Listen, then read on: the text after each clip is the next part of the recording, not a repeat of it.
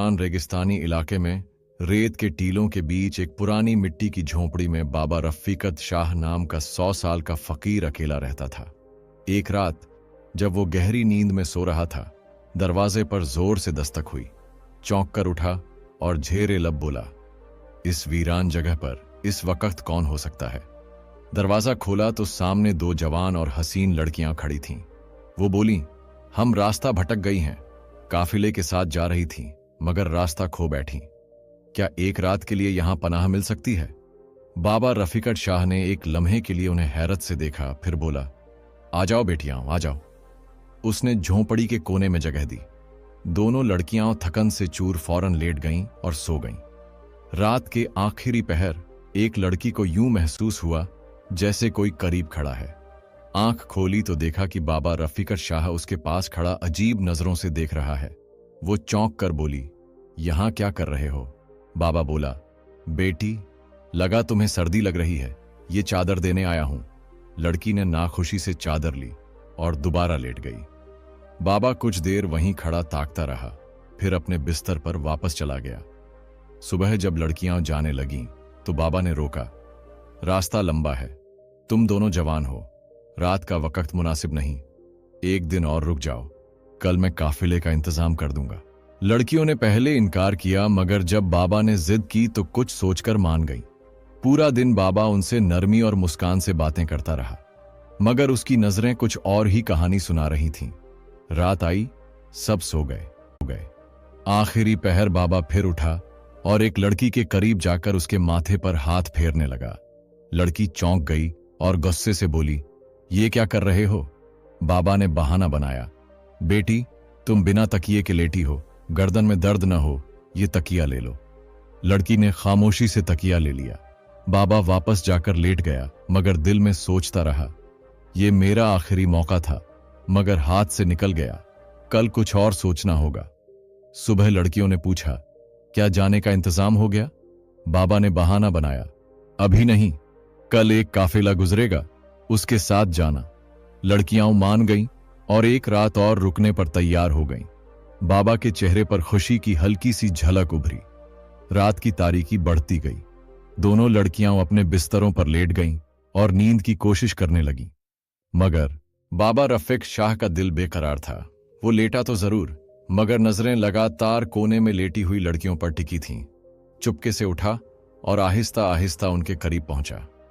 पहले एक लड़की के बालों पर हाथ फेरने लगा, लेकिन जैसे ही वो हल्की सी हिली तो डर गया कि कहीं जाग न जाए। फौरन वहां से हटकर दूसरी लड़की के पास गया, उसका हाथ थाम लिया और चुपचाप उसे देखने लगा। तभी वो लड़की जाग गई और दहशत में चीख पड़ी। बाबा ने फौरन उसके मुंह पर हाथ रख दिया ताकि आवाज बाहर न जाए, फिर जल्दी से अपने बिस्तर पर लौटकर लेट गया। लड़की का दिल तेज तेज धड़क रहा था। वो सोचती रही कि आखिर वो मेरे पास क्यों आया था। किसी तरह रात कट गई। सुबह दोनों लड़कियां बाबा के पास गईं और पूछा, क्या काफिला आ गया? क्या अब हम जा सकती हैं? बाबा ने आह भरी, नहीं, शायद शाम तक आ जाए। लड़कियों ने एक दूसरे को देखा और कहा, ठीक है, शाम तक रुक जाते हैं, फिर निकलेंगे। मगर उनके दिल में बेचैनी थी। दोपहर तक बाबा रफीकत शाह दूर बैठा उन्हें घूरता रहा। एक लड़की ने आहिस्ता से कहा, इसकी नजरें अजीब लगती हैं, हमें यहां से जल्द निकलना चाहिए। दूसरी ने कहा, हां, वो रात मेरे करीब आया था, मुझे भी अच्छा नहीं लगा। शाम से पहले ही बाबा फिर आ गया और नरमी से बोला, काफिला अब शायद सुबह आए, बेहतर है कि आज रात भी यहीं ठहर जाओ। लड़कियां तंग आ चुकी थीं।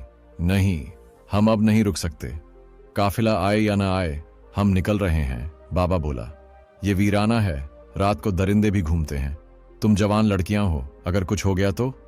लड़कियां कुछ लम्हों के लिए सोच में पड़ गईं। फिर एक ने कहा, बस ये आखिरी रात है, कल हम हर हाल में निकलेंगी। बाबा ने मुस्कुराकर कहा, ठीक है। मगर उस मुस्कान में नरमी से ज्यादा नीयत छुपी थी। रात हुई, लड़कियां लेट गईं मगर जाग रही थीं। उन्होंने तय कर लिया था कि सोना नहीं, बस आंखें मुंह कर लेटे रहना है। बाबा भी बिस्तर पर था, मगर नजरें उन्हीं पर टिकी थीं। जब उसे लगा कि वो सो गई हैं, तो चुपके से उठा और उनके करीब पहुंचा। काफी देर तक उनके पास खड़ा रहा।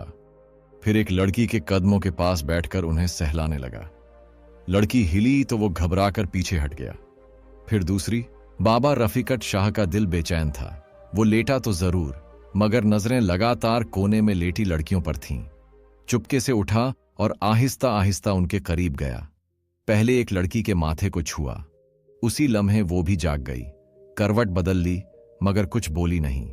बाबा वापस जाकर लेट गया। उसका दिल तेजी से धड़क रहा था, मगर चेहरे पर कोई शर्मिंदगी नहीं थी।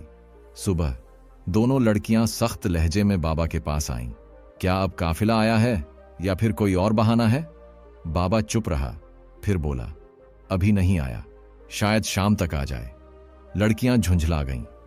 हमें पहले ही शक था, तुम हमें किसी और वजह से रोक रहे हो, अब हम नहीं रुकेंगे। वो बाहर निकलने लगीं तो बाबा उनके रास्ते में आ खड़ा हुआ। तुम यहां से नहीं जा सकती, रास्ता छोड़ो वरना हम चीखेंगी। बाबा की आवाज अब भी नरम थी, मगर अंदाज बदल चुका था। तुम्हारी आवाज यहां सुनने वाला कोई नहीं है। लड़कियों ने गुस्से से कहा, तुम हमारे बाप की उम्र के हो, कोई तो शर्म करो। बाबा बोला, जो तुम्हें नजर आ रहा है वही सच नहीं। जिसकी तलाश में तुम बसरा जा रही हो सकता है वो यहीं हो। यह सुनकर लड़कियां चौंक गईं। तुम्हें कैसे पता कि हम किसी को ढूंढ रही हैं? बाबा ने कहा, अभी सब कुछ नहीं बता सकता, लेकिन अगर तुम आज की रात यहीं ठहर जाओ तो कल सब पता चल जाएगा, और शायद तुम्हें बसरा जाने की भी जरूरत ना पड़े। लड़कियां उलझन में थीं। वो सोचने लगीं, ये सब कुछ जानता कैसे है, मगर डर और बेएतमादी उनके चेहरों पर साफ थी। धक्का देकर वो झोंपड़ी से निकल गईं। बाबा पीछे पीछे आया, हाँफता हुआ बोला, अगर तुम चली गईं तो सब बर्बाद हो जाएगा। काफी दूर जाकर लड़कियां थक गईं और एक जगह बैठ गईं। अचानक बाबा फिर पहुंच गया। सांसें तेज थीं, मगर आवाज धीमी। बस एक आखिरी बार कह रहा हूं, अगर तुम आज रात मेरे साथ इस झोंपड़ी में रुक गईं तो तुम्हें बसरा जाने की जरूरत नहीं पड़ेगी। लड़कियों ने सख्त लहजे में पूछा, सीधी बात क्यों नहीं करते? बाबा ने गहरी सांस ली और कहा, मैं जानता हूं तुम अपने शहर को ढूंढ रही हो। यह सुनकर दोनों साखित हो गईं। हां, हम अपने शहर को तलाश कर रही हैं, पर तुम्हें कैसे पता चला?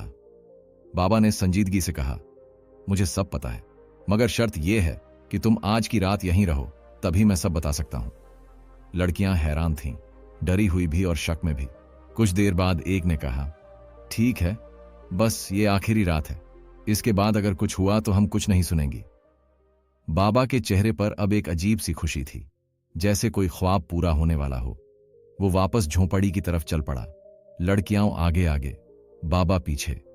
उसकी चाल में अब कोई जल्दी न थी, मगर नजरें अब भी पुरानी नीयत से भरी थीं। रात हुई, लड़कियां चौकस थीं। लेटी तो थीं, मगर जाग रही थीं।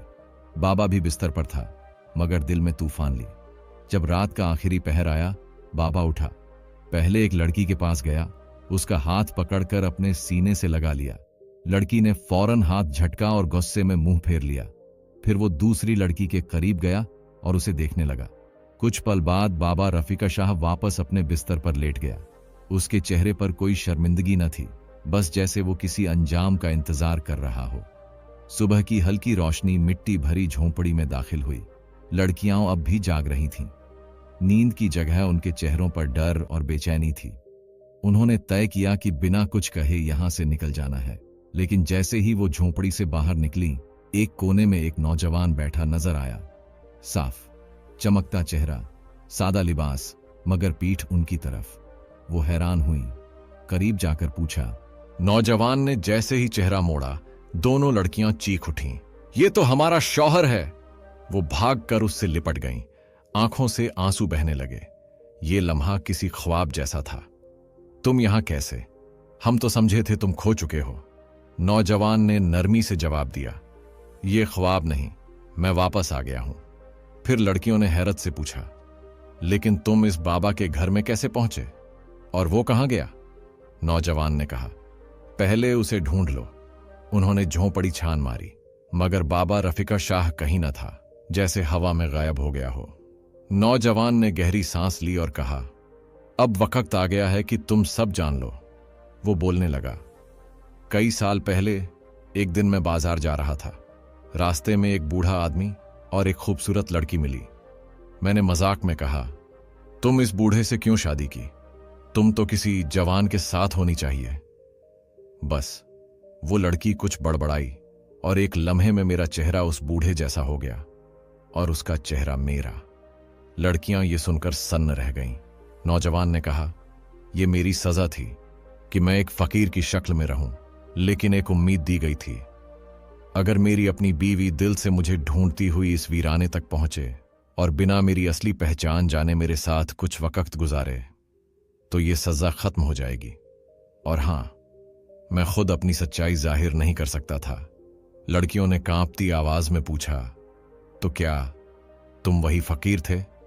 नौजवान ने सर झुकाकर कहा, हां, मैं ही था। ये सुनकर दोनों लड़कियां जैसे पत्थर की हो गईं, फिर रोते हुए उसके गले लग गईं। हमें माफ कर दो, हम तुम्हें पहचान न सकीं। नौजवान ने कहा, नहीं, तुम्हारा कोई कसूर नहीं।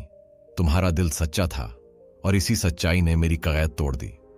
फिर तीनों ने मिलकर एक नई जिंदगी शुरू की।